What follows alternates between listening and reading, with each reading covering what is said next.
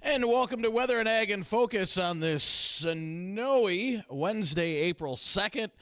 I'm Chief Meteorologist Dean Wysocki along with our Ag Director Bridgette Readel, and we've got some moderate to heavy snow pushing into parts of the area, stretching from about white earth to just around the Detroit Lakes area through Barnesville. We're seeing some moderate to heavy snowfall here in the FM area. Also some moderate snow out around Valley City. And taking a look at road condition reports, Sargent County still no travel advised. And points westward of there, we're looking at pretty poor conditions as well. Conditions will continue to deteriorate as we head into the afternoon, as we're going to see more and more of these heavier bands of snow pull into the area. So up around your neck of the woods, Bridgette, doesn't look too bad right now, but there's more snow moving in from the south.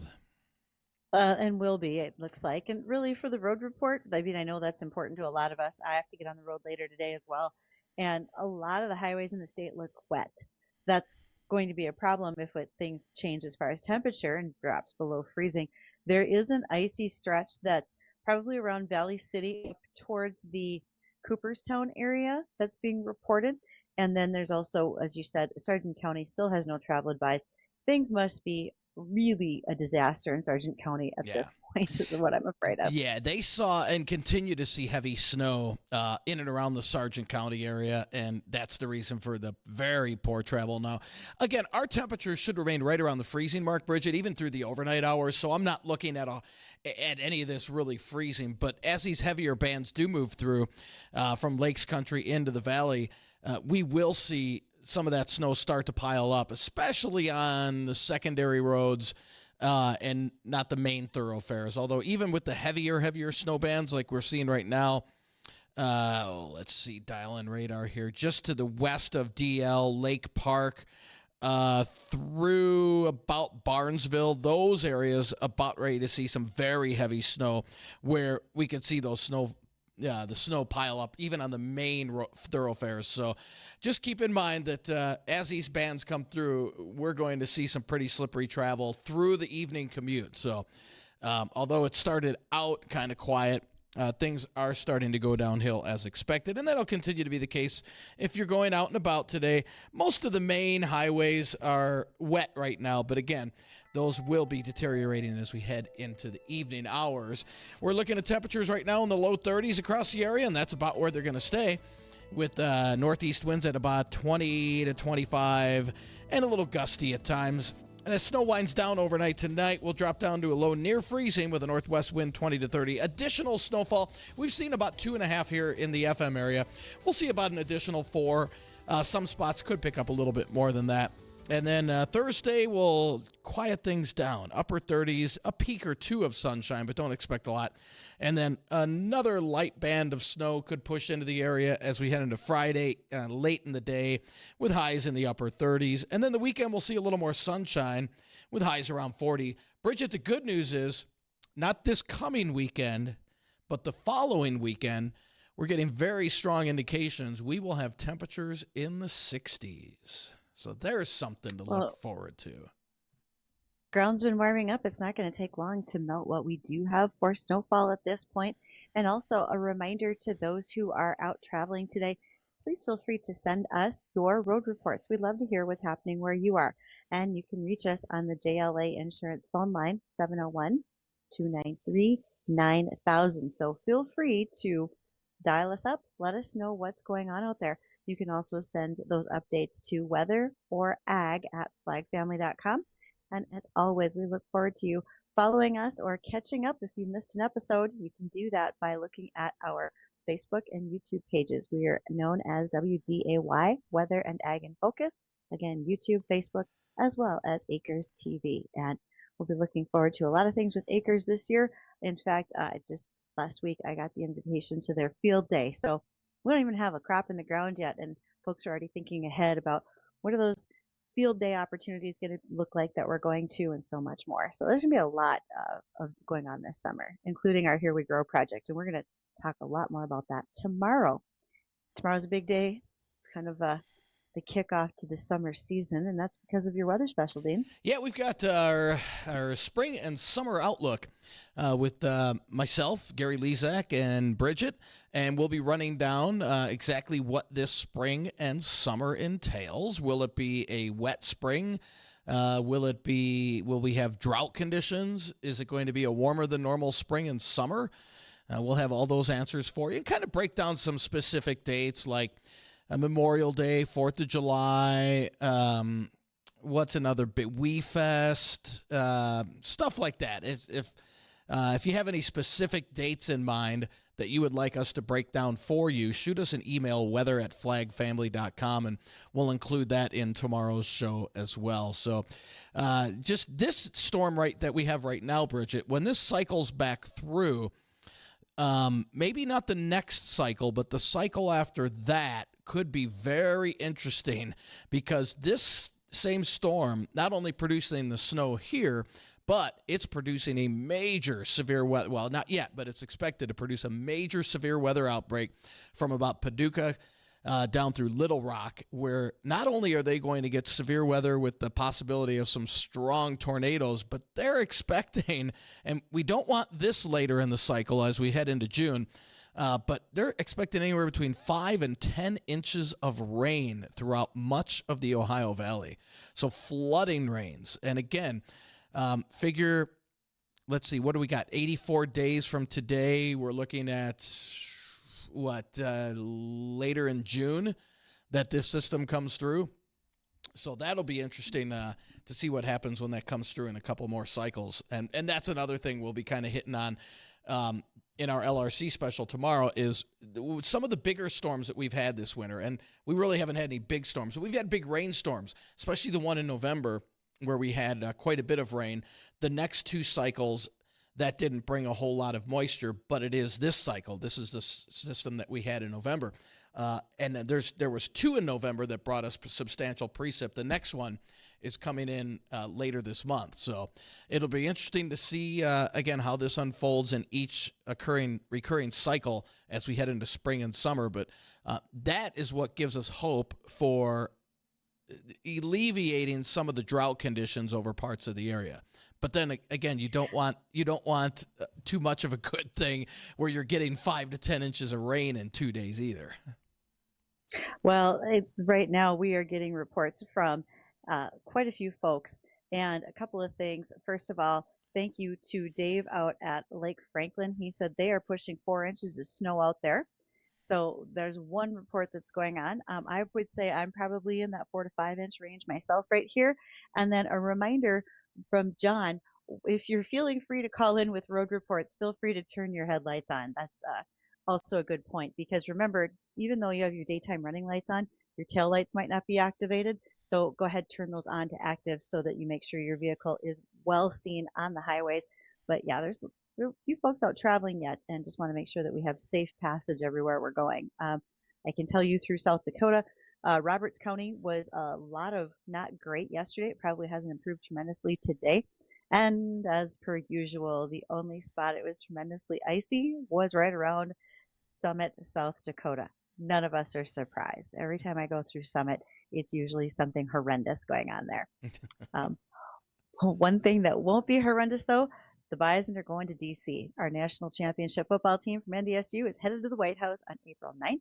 They will have an opportunity to have a sit down with President Trump as well as with Secretary of the Interior Doug Burgum and so much more.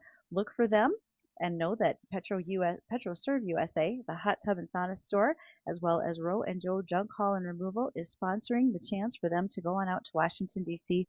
and be recognized as national championships.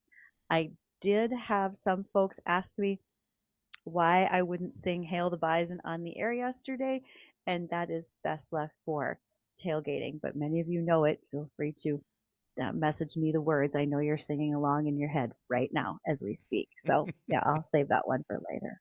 Some not appropriate wording? This is a family show. We're going to keep it that way. Gotcha. That's my plan. Yeah. So on technology front, John Deere. We always talk a lot about John Deere, but frankly, it's because I get so much information from them. So, hey, if you are a fan of Case IH, get them to step it up. I'd like to hear more from Case as well as Fendt and other tractor companies too. But John Deere is bringing new innovation to one of their round balers. Well, actually, their whole series of balers. So we've talked a lot about being able to do more things autonomously or with auto steer. One of the things that you can do with these tractors is certainly put that tractor over the windrow of hay. So you go out to a field, you mow it or swath it, and then all of that hay gets pulled into rows that you can go down and bale. Well, you put the front wheels of the tractor over that windrow and let the tractor just follow along. The baler has enough sensitivity to it and automation that it knows to slow up so it can make the bale faster or slow it down because it's taking in a lot of material at one time. And that way it regulates the size of the bales. They have gate and speed automation. There's also better stopping when the bale is of right size to kick it out. Used to be you had to go out and make a lot of adjustments. People got their arms and hands caught in belts. There's plenty of farmers around who are missing some limbs, compliments of older balers. That doesn't always happen as much anymore. Not only can you still use twine, but you can use net wrap, and there are even sprayers, if you will, nozzles on balers that will spray a preservative on the hay so that it will last longer. This is some of the innovation going on with big round balers, and for those of us who've thrown small squares, I'm okay with round bales. That just means I get to be in a tractor to move them. It's a lot easier than moving some of those squares around where as a kid. Just a thought. All right. Speaking of hay, someone who is well familiar with it is a veterinarian, and that would be our guest coming up today, Dr. Emily Fox. She's with the Ashley Veterinarian Clinic, and Emily should be joining us after we have a chance to listen to markets. When we do, we want to talk about rabies and dehorning. And Addison in the control room is terrified what she's going to be bringing for visual aids today. I promise. Well, I can't promise anything. We're going to see where it goes. So we'll be back with Dr. Fox.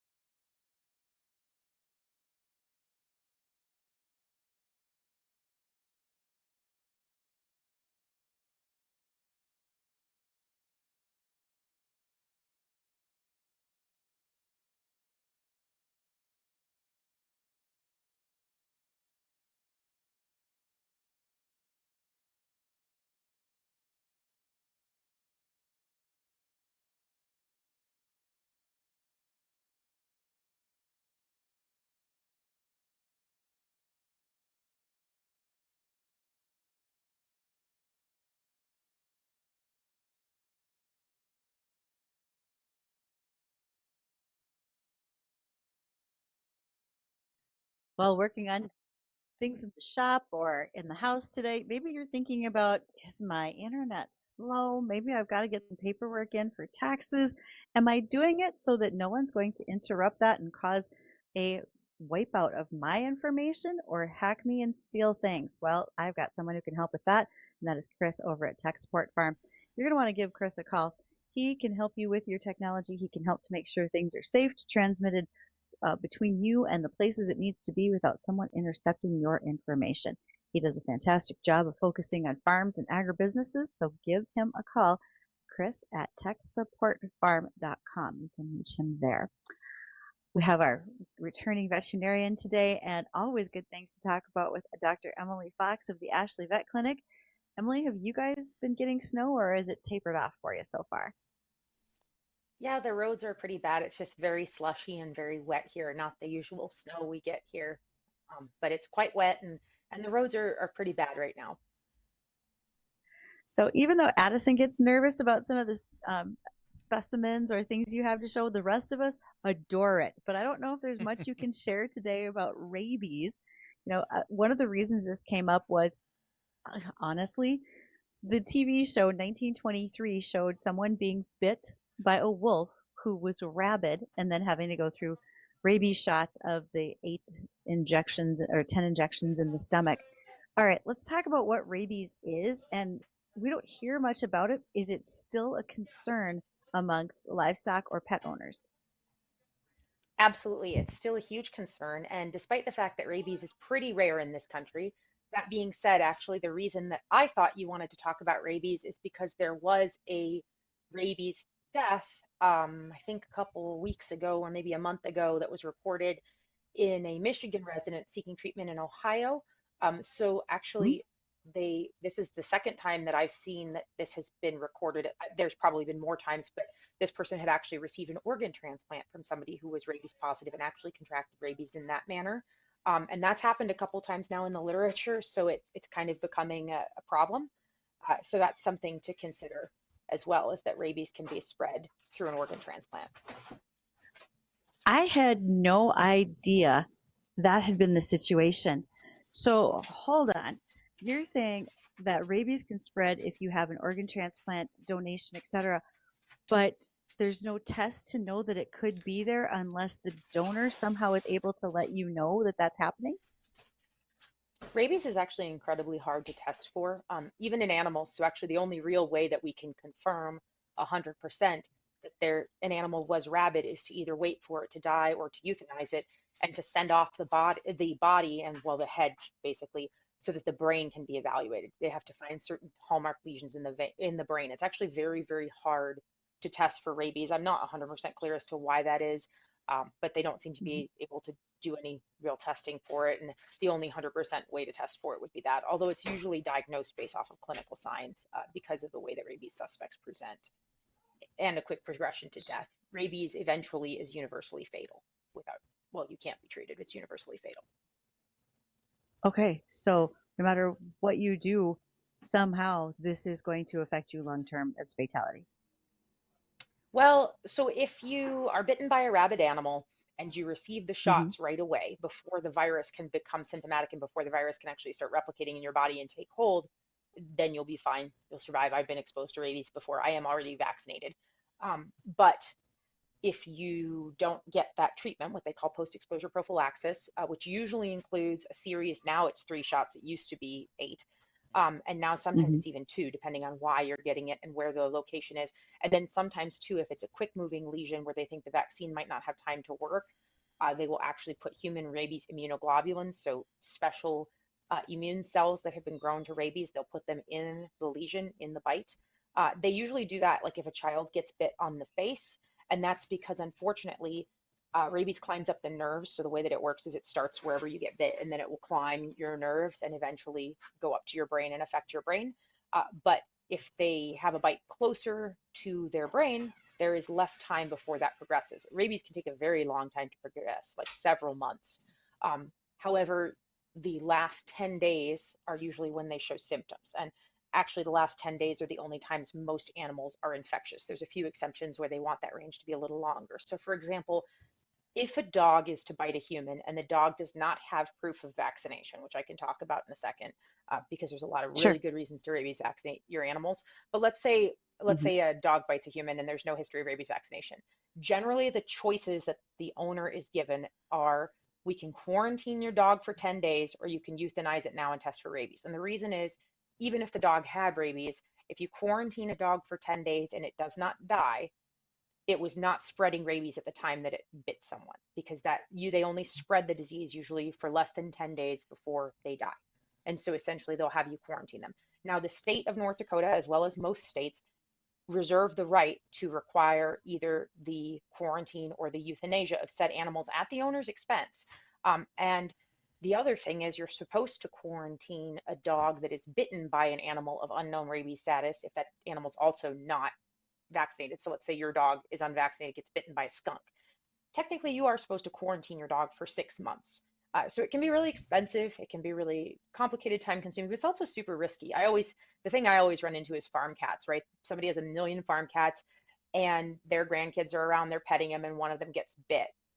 That's a really unnecessary risk. In my opinion, that's actually incredibly irresponsible. I'm sorry to get on a soapbox about this, but it's something that really bothers me. At the end of the day, if you can pet an animal, you should rabies vaccinate it. I don't care if you never want to see a vet for any other reason, but if an animal can be touched, especially by a child, it should be rabies vaccinated, because this disease is serious. The rabies shots are no joke. They really hurt. Some people have very strong immune reactions to them, and they're really hard on children and often not recommended for small children if you can avoid them. So the nicest thing you can do is just rabies vaccinate animal. If an animal is rabies vaccinated, the rabies vaccine is effective. It's not like an animal is going to be rabies vaccinated and bite somebody and they're still going to get rabies. That's never happened. Now, the caveat is, you need to keep up on your rabies vaccinations because the titers can fall low. I actually have to get my blood drawn on a routine basis to check that my titers are still good and that I don't need more booster. And actually, your animals should either be re-rabies vaccinated, or some people will titer animals if they're really against vaccination. I usually just recommend re-rabies vaccinating your animal and keeping on the schedule recommended by your veterinarian. But rabies vaccination is incredibly important. And Emily, I've got a couple of questions to piggyback off of that. Are there any laws in place? I mean, when I had my dogs, I mean, we always kept up on vaccinations just because that's what you should do. Are there any laws in effect where you have to have your animals vaccinated for rabies? So some states actually legally require proof of rabies vaccination, as do a lot of communities for dog licensing. My understanding of the law in North Dakota is that while technically it's not in the Century Code as being like, oh, if you're going to get a ticket if we just find out your dog is not vaccinated, if your dog is not vaccinated and it bites somebody, you are in a lot of trouble. You're going to have it quarantined at your expense. You potentially are going to have your dog euthanized. Like if it bites a child on the face and they feel like the rabies infection could move too fast to wait for those results, you could have your dog forcibly euthanized.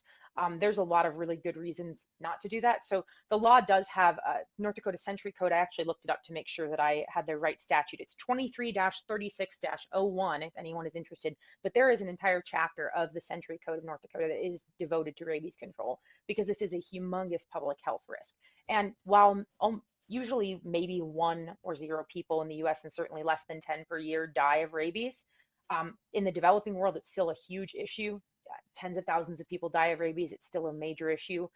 Areas where they have street dogs and unvaccinated dogs running around, because there's no real good way to control rabies without owner compliance. And it is a wildlife vector disease. That's our major issue in the US.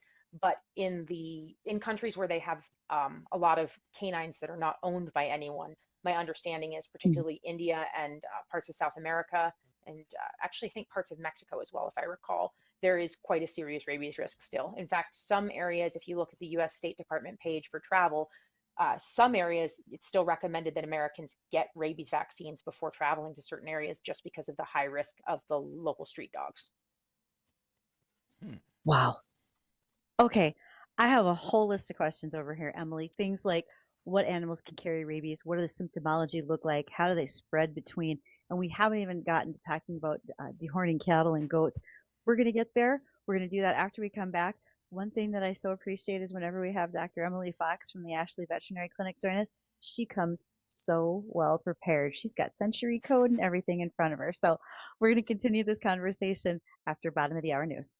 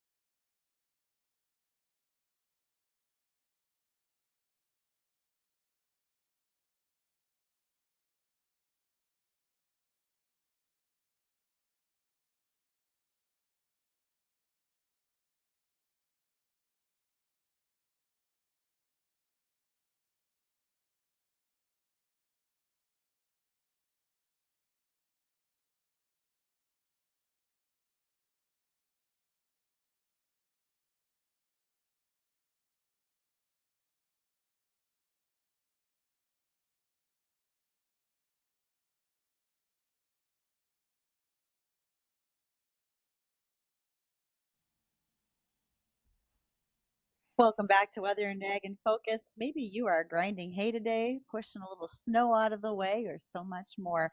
We're glad you're here and listening to what we have to say today, along with our guest, Dr. Emily Fox. We're talking about rabies.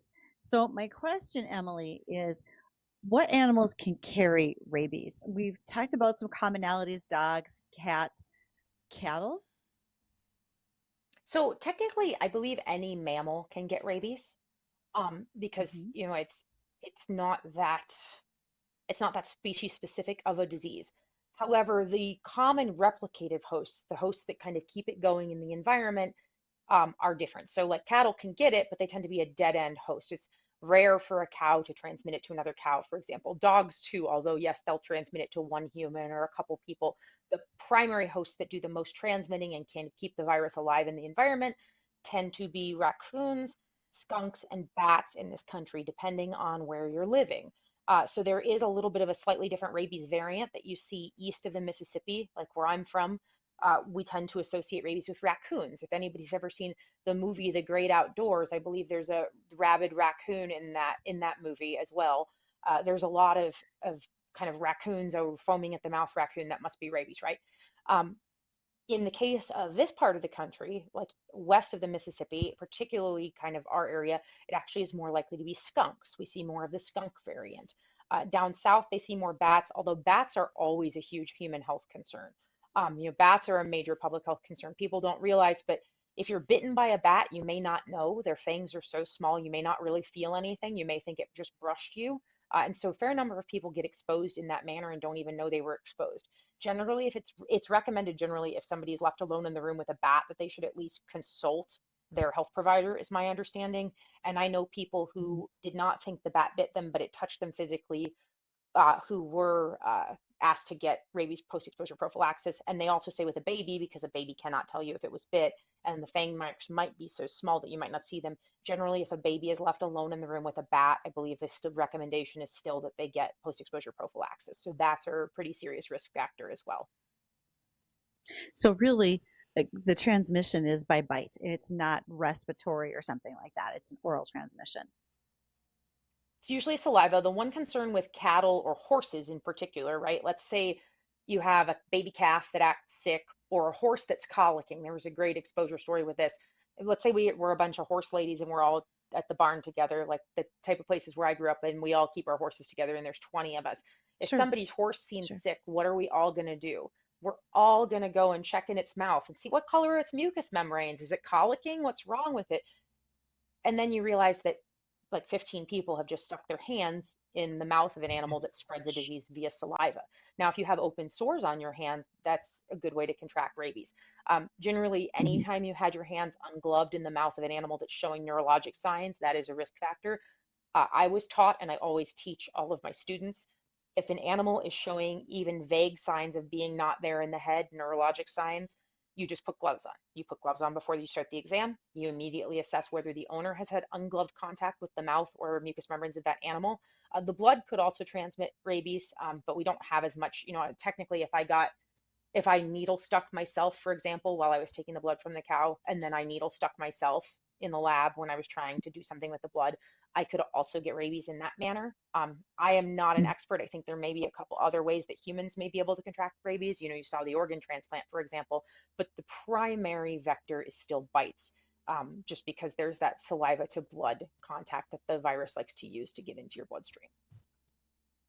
And you mentioned neurological symptomology. That animal looks off. Are and there's no doubt I grew up where skunks were a primary vector as well, and people thought about them being aggressive, or you talk about a dog foaming at the mouth. Are those true, or are there other things to look for? So both. So when we were in school, and this is probably going to sound incorrect, but this is just what we were taught. We were taught there's the furious form and the dumb form of rabies. That they kind of either present, your typical old yeller, foaming at the mouth, whatever. I've actually never seen an animal with that presentation.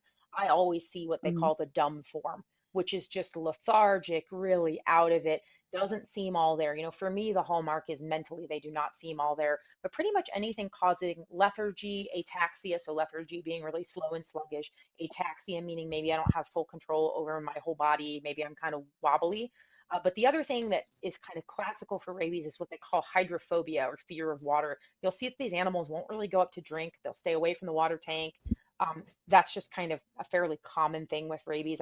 They also can be hyperesthetic, so sometimes you'll see their muscles kind of fasciculating and bouncing like this. Hmm. And sometimes you'll see nystagmus as well, which is when the eyes are back and forth in their eye sockets. But the main thing for pet owners or for cattlemen as well is anytime something is acting not right in the brain as opposed to just acting sick, the eyes don't track, maybe you bring your hand towards their head and they don't blink. That is a time when you want to consider that, yeah, it's probably low on your list of things this could be, but is there a possibility? Maybe. And should I take some precautions by, gloving up my hands, especially if I have wounds? Yes, absolutely. This time of the year with the amount of emergencies we have and stuff, sometimes I will have a fair amount of wounds on my hands. I'm excessively careful when it comes to things that are neurologic, and you can see rabies in all sorts of animals. I went and looked to find the map of where rabies is because I wanted to make sure I didn't give anybody any Oh, incorrect information. And when I was looking, I found out that in Puerto Rico, the primary vector is the mongoose, which I did not know. So there are other animals that can, depending on where you are, also be your main vector. And certainly most animals can get it. It's really uncommon in animals that don't spend a lot of time outside chasing other animals. That's why dogs get exposed so often, right? Because my dogs will definitely fight a raccoon and they're not going to think about whether it's rabid, which is why it's really important to stay up on your rabies vaccine. But cats definitely get into those situations too, especially cats and skunks. So definitely also consider that, and consider that if you have skunks in your barn, for example, you really want to make sure that they're hmm. not in a situation where they're going to be able to corner you and bite you. We did send off one like that for someone once. And the most important thing, if that does happen and you do have a wildlife vector, obviously do not get hurt. But if you do happen to, maybe you actually, in one case, somebody hit it with a shovel and it passed away, for example, just trying to get it off of them. If that happens, it is worthwhile to ask your local public health official or your veterinarian if you should send that animal off for testing. State Lab in Bismarck, as well as North Dakota State University, will also do testing on those, and that is a good way to make sure you haven't been exposed if you think there's an exposure risk. Emily, as the most prepared vet who answers so many of these questions for us, this is going to sound a little off the wall. Um, when you have to send that animal or at least the head in for sampling or testing, does somebody drive it there? Because please tell me we're not mailing heads in the mail to get them to Bismarck in time. I know Oh, that sounds they're dumb, but definitely going in the I mail. gotta ask. Oh, They're definitely going in the mail.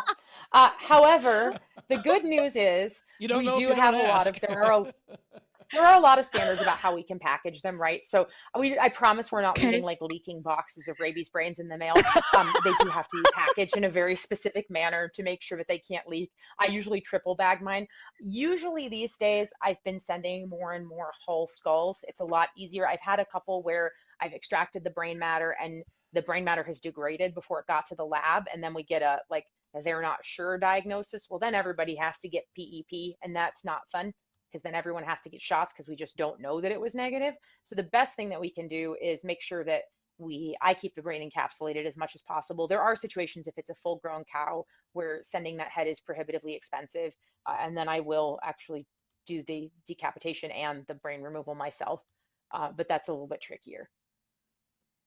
Oh man. Okay, that's people who were worried about having to use the box that they had to mail stool samples in to be determined if they need a colonoscopy. That ain't nothing on sending a brain. This is fun now. Wow. Okay, we were going to talk about dehorning and also, um, like we're doing it in cattle and goats, but I'm going to hold that till the next time we have you on, Emily, because that's going to be something that's going to take a little bit longer for us to discuss. And I know we've only just got a few minutes left. Um, any reminders to all of us, whether it's with our cattle, our livestock herds, our horses, our dogs and cats right now, things that we should be doing because spring is here, tick season's coming. What are you telling your patients? Sure. So, one thing, get your rabies vaccines updated.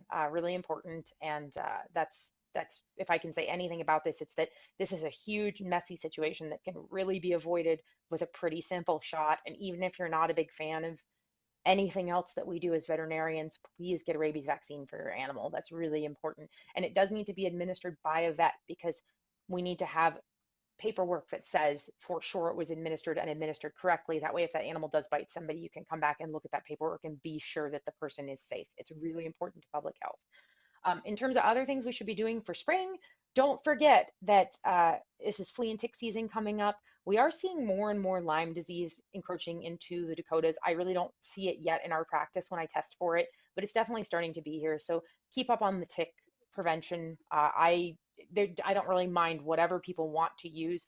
I wouldn't recommend any of the products that are over the counter. There's still a few of them. I've seen a couple of really bad reactions in cats to some of the over the counter products, and I'd be really, really careful what you use. And make sure you're consulting with your veterinarian for that. They're not just trying to sell you stuff. We can just prescribe stuff that's a lot newer and a lot safer due to the way that the law works now. In terms of bovine stuff, people are probably either calving right now or just about to start calving. I'm seeing a lot of bigger calves than I was expecting so far. I think that the cold weather sometimes makes them cook a little better, but there's no clear evidence.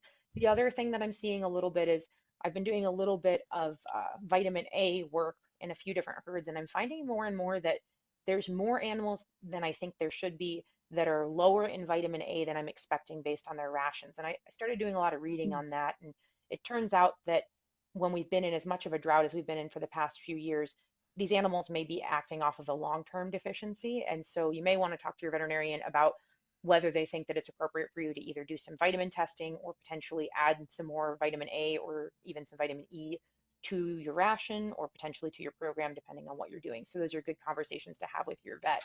Also, make sure that you keep your vet involved this time of the year. If you're changing up what you're doing, don't just change it up because you talked to Larry at the Cenex and he said that it was a good idea, when you're talking to your friends. Sometimes what works for one person won't work for another, right? We deal with that a lot that, oh, well, that guy's calves look great and this is what he does, so that's what I'm going to do. Well, sometimes he has completely different disease risks than you do. And sometimes you might need something a little different. So this is a great opportunity to work with your veterinarian to make sure that you're doing a really good start to life program for your calves, that if you need to, for your replacement heifers, you're getting good vaccines into them before they go out to breed. All of those things are super important, and we should already be starting to think about what we're going to do to get everybody ready to go out to pasture. Oh man, Emily had so many great points right there. And just a reminder, your vet's your friend. Make sure you talk to him. I do want to confirm two things that she said. More of a presence of Lyme disease. In fact, the state of Montana just confirmed, and I'm doing this off memory, I believe it was the black leg tick, which is a primary Lyme disease carrier. So that is present in Montana now. And also what you mentioned about vitamin A deficiencies, there have been several things out over the fall and winter. Due to some of the drier conditions we've had, we're seeing less vitamin A due to the feed stocks not carrying it. So just what you said, talk to your vet about adding vitamin A supplements to your cattle rations, even your nutritionalist, and you can have your hay tested for that quality. So Emily, thank you. You are fantastic. Thank you. Every time we bring you on, you have so many great answers. Just really appreciate it. It's always a pleasure. Thank you so much. Thanks, Emily. And when we come back, we're going to have a recap on the weather. There's some heavy snow. We've already seen some moderate to heavy snow in the FM area, even heavier snow that is moving in from Lakes Country, moving westward towards the valley. We'll have more on that and road condition report coming up here right after the break.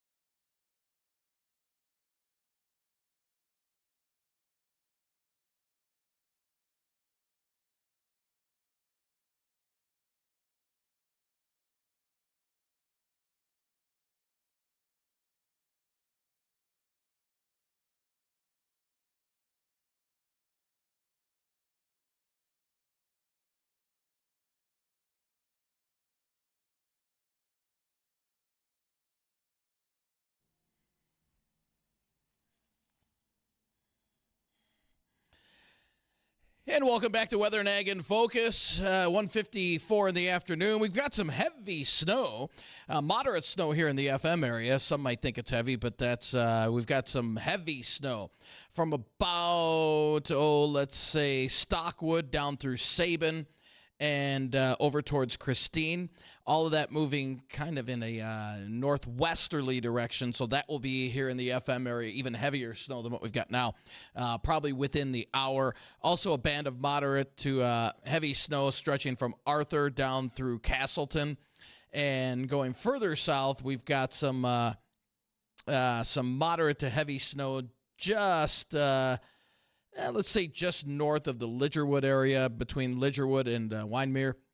Those areas receiving some heavy snow. And again, some of the road condition reports that we're seeing is, all right, the no travel advised has been lifted in Sargent County. That's good news, but still very slippery travel Sargent County westward. Some slippery roads there around the Valley City, just north of Valley City area. Looking over into Minnesota. On the Minnesota side, just wet going out of Fargo, but once you get down towards Pelican Rapids, out towards DL, Fergus areas, those areas seeing snow-covered roads. So especially those secondary roads. The main thoroughfares, looking out here at the interstate, it's just wet, but some of those side streets already starting to get some snow and slush on those. So be a little extra careful as we head into the evening. We'll see waves of this moderate to heavy snow that will continue to press up into the area here through the evening rush. So conditions aren't going to get better for evening rush. They're probably going to get a little worse. The good news is, A, ground temperatures are pretty warm, and B, we've got air temperatures right at or just above the freezing mark. So a lot of this is starting to melt, at least on the main thoroughfares. We've got Todd on line one. Todd, you've got a question for us. What's your question, Todd? Yeah, I got a question for you just from a curious George listener. You guys at the half-hour break or the quarter after hour, and then on the Jay Thomas show, you go to the American Ag Network so they can give us the market report. Bridgette is a master in agriculture broadcasting. Why don't you just give the ag market reports yourself? Oh, that's an easy question for me to answer, Todd, because I'm not good at that. Actually, as someone I spent all my time in crop and weed science and ag education, so I'm better at teaching and killing plants than I am at trying to help you market your grain. So I am far better not doing that, and I appreciate your vote of confidence, though. Thank you. I'll just leave that up to those guys that do the market reports every day and are really good at it, and then I will call them to help answer the questions that I don't know. Okay, thank you. Thanks, Todd. Thanks, Todd. That's a valid question, right? It's a great question. Absolutely it is. And we try to do those market reports not only for livestock, but for grain throughout the day, because that is important. A lot of farmers get that on their phones now, but if you're busy and you don't get a chance to look at those closing market reports that come to you through email, etc., this is one way to get them, is by listening right here every day. We appreciate that. Thanks, folks. Absolutely. Absolutely. So, again, if you're going to be out and about through the evening hours, again, we're going to see bands of this moderate to occasionally heavy snow pull in. Lakes Country is going to get hit the hardest out of this. So, areas in Lakes Country, we'll see probably in upwards of 4 to 6 additional inches, probably closer to 6. And in the FM area, we'll probably see an additional 3 to 4. We've already picked up a couple this morning. So it continues to add up. And again, the evening rush hour is going to be a little different than the morning rush. So keep that in mind. Leave a little extra time. So for Bridgette and myself, I want to thank everybody for joining us here on Weather and Ag in Focus. Don't go anywhere. The Jay Thomas Show is coming up next.